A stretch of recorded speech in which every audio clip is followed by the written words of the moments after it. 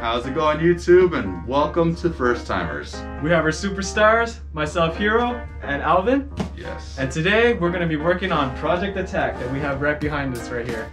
So what are we doing today, Alvin? So we have an AFCO Heat Exchanger from AFCO Performance. AFCO, well, I feel like I can't say it right, but anyway, AFCO Heat Exchanger, and we're going to be actually installing it on Project Attack. Now, if you don't know the Project Attack series, definitely go up to the upper right-hand corner. We have a whole playlist there for you guys, so you guys definitely can watch that. Also, we're going to be installing another little toy here too. So since it's gonna require removing the front bumper, we have a little license plate frame here. This heavy little box here that I'm holding. So we're just gonna try, it's just a universal box we got from Amazon, so we're just gonna try and put it on and see how it looks. Since the bumper's coming off, it'll be clear access for us to get to it, so we'll see how it goes. Yeah, so we'll start off with the unboxing, and yeah, anyway, let's jump into it.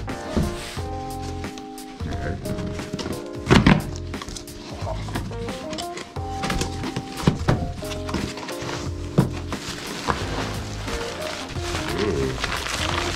Nice little wiring kit here. Looks like all the bolts and everything that we would need.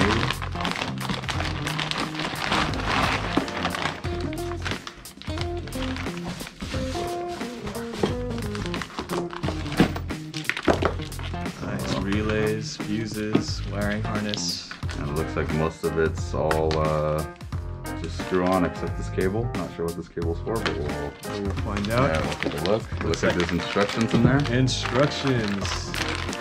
AFCO Racing. And some zip ties. Yeah, because they want you to zip tie those wires, so we'll see how that goes. Ah, stickers. AFCO stickers. 10 horsepower. 10 horsepower. You have purchased the highest quality radiator available. It will do the job for which it was designed better than any other product. Please read and follow the directions that are included with the radiator. Doing so will help you realize the greatest benefit from this high quality product. Nice. And if you experience problems with this product or part, please contact us. And they have their phone number there. Let's contact them already because it's already a problematic. They didn't come with more. Yeah, this is nice. It's actually a really high quality product. Instructions here. It's got pretty pictures, arrows pointing everywhere, very clear. No guessing. And the beauty, every step. And the beauty is, even though it's on cheap paper, I love the instructions are very clear. Yeah, and in color. Yeah. So that actually makes me happy. If they wanted to do a step further and say that they were the best, I would think maybe a little booklet would have been nice. Oh yeah. Yeah, just been a little nicer, but I understand, no hassle. The quality's in their product. Yeah.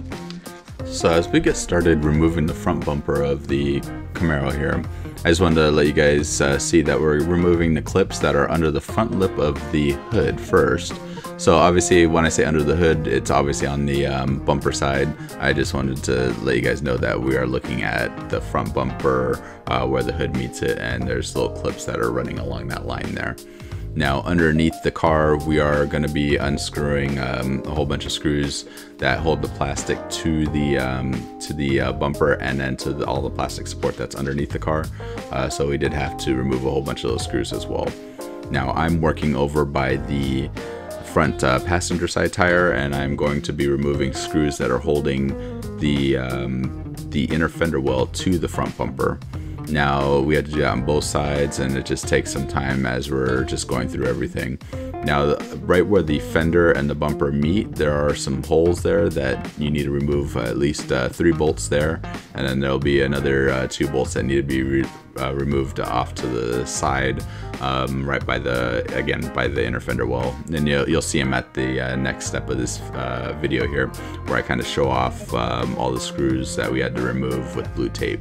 Now there's one connector that had to be removed to fully remove the front bumper off, and pretty much that was easy to do and take off.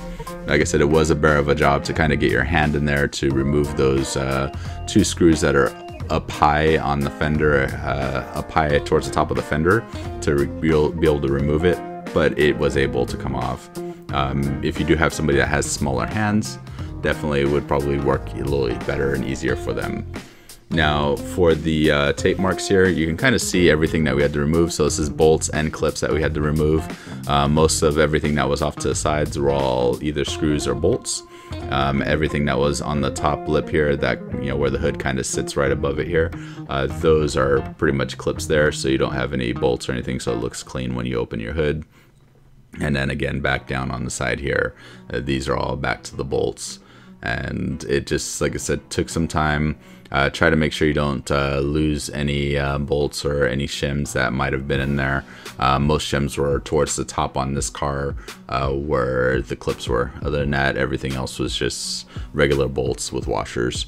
Now on the body of the car, you can kind of see it here where we had to remove everything. Now there were air ducts on this model that cooled the brakes, so we had to remove 2 screws from there as well on both the driver's side and passenger side. And then again, coming down on the other side here, you can definitely see all the, just like I said, all the holes that we had to pull all the screws and bolts from and clips from.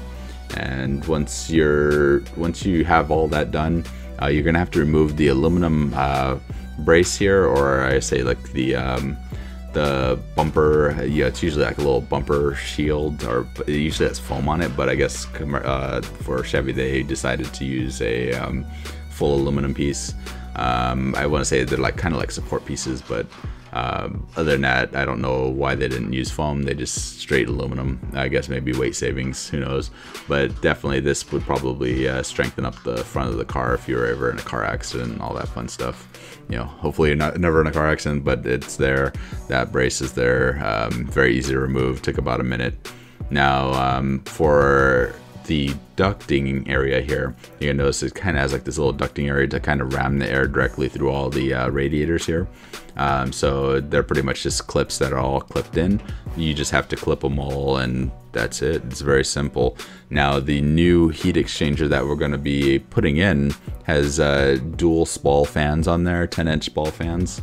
So they're probably going to be a little noisier, but we're super excited to actually have some air always pulling and cooling through this engine at all times. Now we are draining the coolant into a catch pan, and other than that, we're just trying to let everything drain out, so we're just not making a mess with everything. Now if you notice, we are starting to put paper towel into the hose lines just so it's just not leaking consistently all the way out. We will be removing pretty much all old coolant out of the lines, and then we'll also have to kind of suck the new coolant into the new radiator, or the heat exchanger I should say, as we're doing this here. Now you're going to notice how small this heat exchanger is, and I was kind of actually shocked that that's all that was there to cool the engine. The new AFCO heat exchanger is promising 350% more cooling area than the stock, which I definitely believe it after doing the unboxing and taking a look at it. So I am very excited to kind of see how this is going to be doing. And overall, I have a feeling this is going to, you know, with the spall fans, this will even keep the radiator and everything else cool and under the hood, just because it's going to always be on.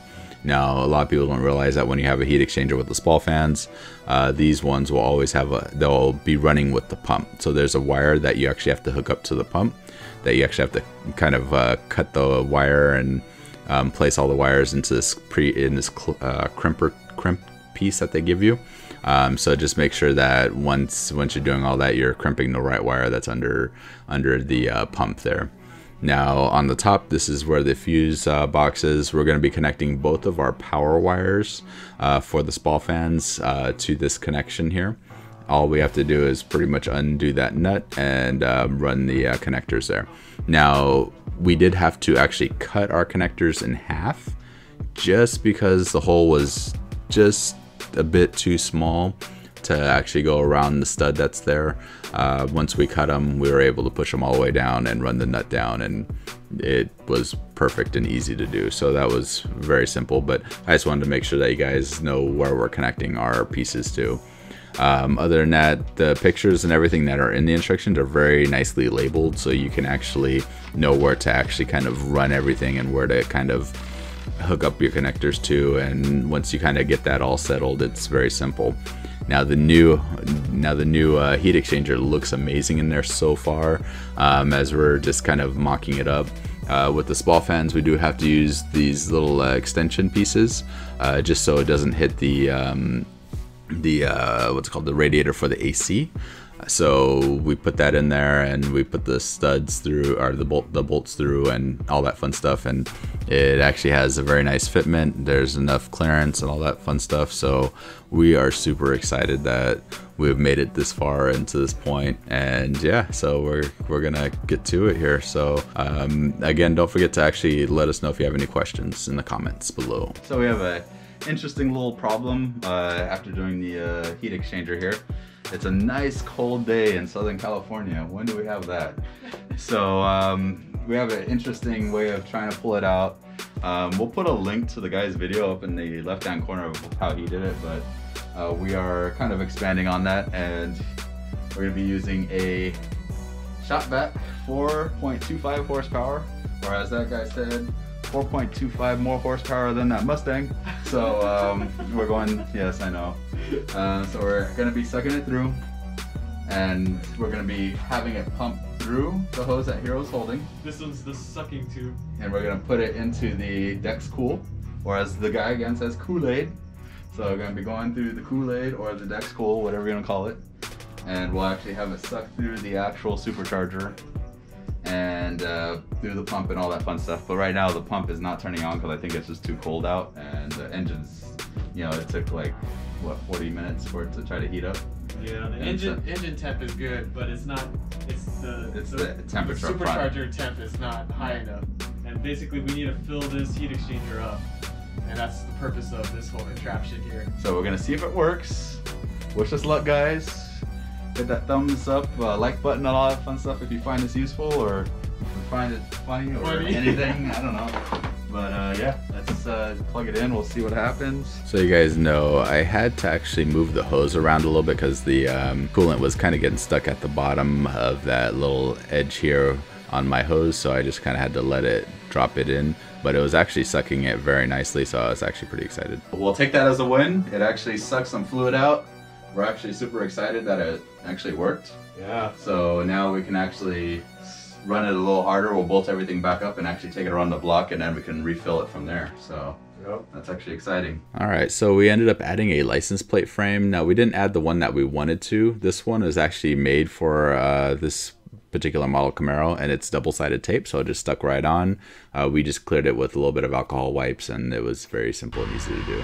Now that as we have the Camaro backing up, you can definitely hear those fans going. So it is a little loud, but when you're inside the car, you actually don't hear it. So that's actually something that I was actually pretty excited about. You could definitely really you know, you just, you know, when you're outside the car, hear it, or inside a parking structure, you can definitely hear it. But when you're inside, you really just do not hear it going. You could probably put a little switch on there, but we didn't. Anyway, guys, I hope you enjoyed this video. Hope it definitely helps you guys make a decision. Anyway, see you guys later. Have fun.